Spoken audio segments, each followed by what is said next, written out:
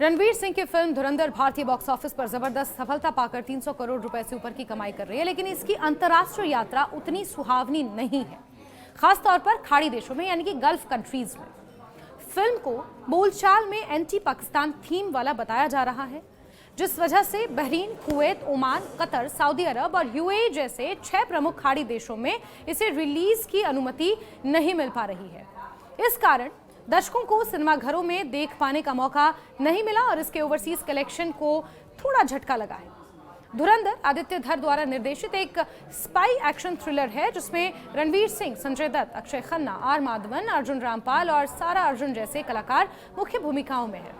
Film में कराची के underworld और आतंक नेटवर्क को हटाने की एक जासूसी कहानी दिखाई गई है, जो पॉपुलर रूप से पाकिस्तान के खिलाफ एक राजनीतिक रूपरेखा वाली फिल्म के रूप में देखी जा रही है। इसी वजह से कई मिडिल ईस्ट देशों ने इसे अपने सिनेमा स्तर पर रिलीज करने से रोका है, यानी कि एक तरह से आपत्ति जताई है। खाड़ी देशों में फिल्म को रिलीज करने की कोशिश के बावजूद मीडिया रिपोर्ट्स के अनुसार स्थानीय सेंसर अथॉरिटीज ने मंजूरी नहीं दी, क्योंकि फिल्म के विषय और कथानक को संवेदनशील माना जा रहा है, यानी कि सेंसिटिव माना गया है। कई बार ऐसी राजनीतिक या राष्ट्रीय विषयों पर आधारित फिल्में इन देशों में रिलीज नहीं हो पाती हैं, जैसे इससे पहले sky force, the diplomat, article 370, tiger 3 और द कश्मीर फाइल जैसी हिंदी सिनेमा शीर्षक भी इसी तरह के प्रतिबंधों का सामना कर चुकी हैं। खाड़ी देशों में बैन के बावजूद धुरंधर का प्रदर्शन भारत में बहुत मजबूत है। फिल्म ने रिलीज के पहले सप्ताह के भीतर ही भारत में 200 करोड़ रुपए से ज्यादा का नेट कलेक्शन हासिल कर लिया है और विश्वव्यापी कुल कमाई भी अच्छी रही है। रिपोर्टर्स के मुताबिक फिल्म ने विदेशों में 4 दिनों में लगभग 44.5 करोड़ रुपए का कलेक्शन किया, लेकिन अगर खाड़ी देशों में रिलीज मिल जाती तो ये संख्या और कहीं अधिक हो सकती थी। इस फिल्म की कहानी जासूसी रणनीति, उच्च दबाव वाले मिशन पर आधारित है और इसमें एक भारतीय एजेंट की भूमिका दिखाई गई है, जो दुश्मन जमीन में घुसकर आतंक और अपराध के नेटवर्क को खत्म करने का काम करता है।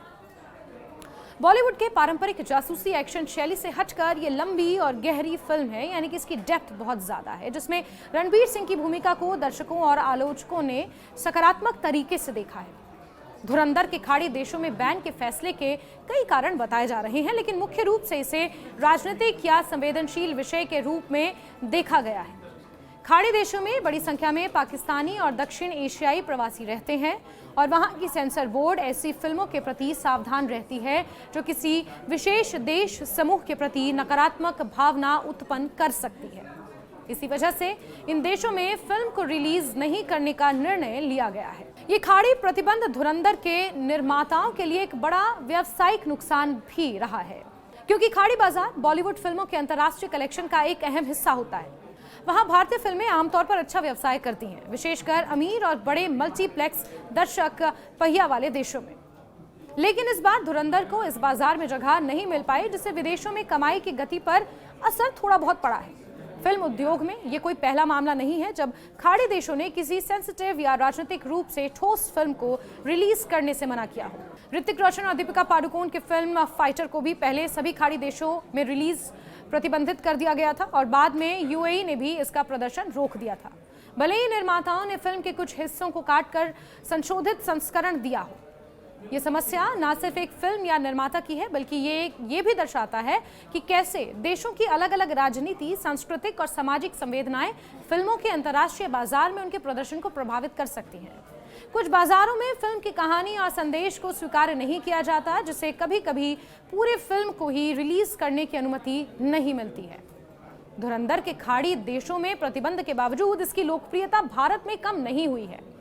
फिल्म ने भारतीय दर्शकों के बीच लगातार अच्छा उत्साह देखा है और इसके शब्द से मुंह प्रचार यानी कि वर्ड टू माउथ से कलेक्शन में इजाफा हो रहा है। फिल्म आलोचकों ने उसकी कहानी, कलाकारों के अभिनय और प्रोडक्शन वैल्यू को सराहा है और ये 2025 की सबसे बड़ी बॉलीवुड रिलीज में से एक बन चुकी है। निर्माताओं ने पहले भी मिडिल ईस्ट रिलीज के लिए प्रयास किया, लेकिन हर जगह सेंसर बोर्ड ने इसे मंजूरी नहीं दी। सूत्रों ने कहा कि उन्हें पहले से अंदाजा था कि खाड़ी देशों में फिल्म को लेकर विरोध हो सकता है, क्योंकि फिल्म को एंटी पाकिस्तान के रूप में देखा जाता है। बावजूद इसके निर्माताओं ने कोशिश की, लेकिन सफलता नहीं मिली। अंत में धुरंधर की कहानी केवल बॉक्स ऑफिस के आंकड़ों से परे है। यह इस बात का उदाहरण है कि कैसे फिल्मों को दुनिया के अलग अलग हिस्सों में अलग अलग प्रतिक्रियाएं मिलती हैं। जहां एक जगह से इसे बेहद सराहा जाता है, वहीं दूसरी जगह उसकी थीम या कथानक के कारण प्रतिबंध का सामना करना पड़ता है। धुरंधर का मामला इसी बाइनरी प्रतिक्रिया का प्रतिफल है। भारत में जबरदस्त सफलता और खाड़ी देशों में पूरी तरह प्रतिबंध।